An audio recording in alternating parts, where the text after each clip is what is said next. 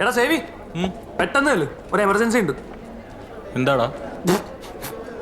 മലബന്ധം ബാധിച്ച ഒരു രോഗിയുടെ ഡിജിറ്റൽ ഇവാക്യുവേഷൻ ചെയ്യണം.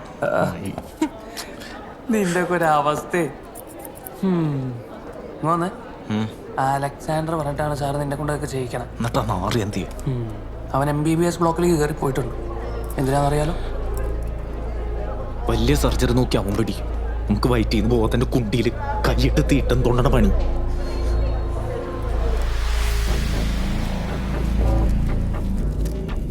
തിരിഞ്ഞടക്ക്. ഈ കാല് പൊക്ക്. ഈ കാല് എടോ, ഈ കാല് പൊക്കാൻ. എടോ, എരുമപ്പാല് റബ്ബർ പാല് തിരിച്ചറിഞ്ഞൂടോ എനിക്ക്. ചത്തൂടും